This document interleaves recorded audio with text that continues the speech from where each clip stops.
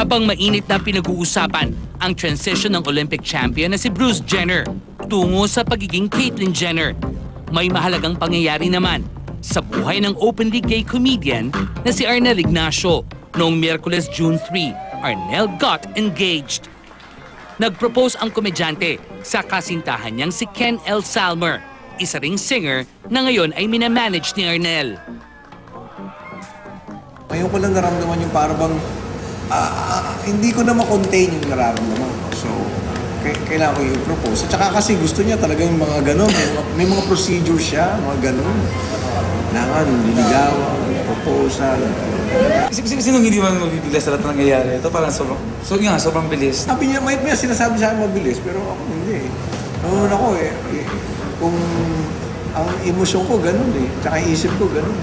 Palagay ko, hindi na ito papi-papi lang. Nito lamang April 19 naging magkasintahan sina Arnel at Ken. Ngunit mula ng araw na yon, hindi na sila mapaghiwalay. Kasi I'm from Pampanga, so nung nakakilala kami, so ilang beses pa lang kami naghiwalay. Oo. Kasi susulitin ko talaga lahat ng oras. Kung pupunta ka ng Pampanga, hatid kita sa Pampanga. Susunduin kita sa Pampanga.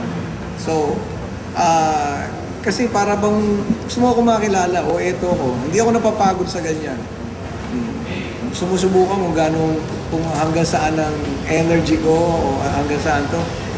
Hindi ako napapagod. 51 anyos na ngayon si Arnel at 17 taon ang age gap nila ni Ken. Ngunit hindi ito naging hadlang upang mag-click sila bilang magkasintahan. Maba pasensya ko. Hindi naman niya alam yung temper ko before. Ngayon talagang nawala. Kaibahan? Siguro dahil sabi mo kanina, maturity. Dahil nag-mature na rin ako. Kasi in the past 4 years, wala akong karelasyon eh. So, I think parang dumating rin ako sa edad na parang hindi lang yung basta laro-laro. Napag-uusapan na rin ba nila ang kasal? Hindi po. Talagang darating naman.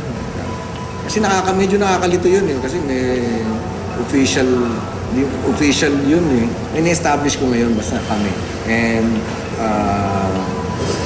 mamahalin ko siya araw-araw. Ganyan eh. Basta ang importante sa akin, masaya ka sa tao. And masaya ka sa tao, mahalin mo siya. So, hindi mo kailangan ng papers or kung ano-ano pa man dyan. Basta kung masaya kayo, it will follow eh. Everything you do eh. Ano kaya ang reaksyon ng anak ni Arnel at ng pamilya ni Ken sa pagiging open nila sa kanilang relasyon? At yung anak ko naman 19 years old na and ang dami na niyang nauunawaan. Sa'yo, siyempre mahal ako ng anak ko and siyempre meron siyang mga reservations o sa mga ito. But eventually sabi niya, Papa, I love you. Regardless of your decisions, I love you and I like Ken. Sa papa ko, hindi namin napag-usapan. Meron laging hawak na malaking aso. Ano naman sila sa akin eh. I mean, siyempre, matanda na ako. So, Kung makamatanda ka naman, parang ano pa ako. kahit ano naman ang gawin ko, lagi naman sasabi nila mag-ingat ka o basta alam, matanda na daw ako, alam ko na ginagawa ko. May mensahe naman si Arnel sa publiko, partikular na sa mga taong hindi tanggap ang kanilang pag-iibigan. Huwag na sila magtapon ng energy para pumuna ng kung ano yung sa tingin nila ay mali. Diba? Meron kayo nakikita ng dalawang tao napakasaya. Alamin niyo kung bakit. And ako, I'm more than willing to share my joy.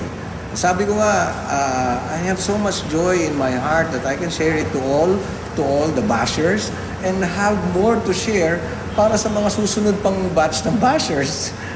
I'm just so happy.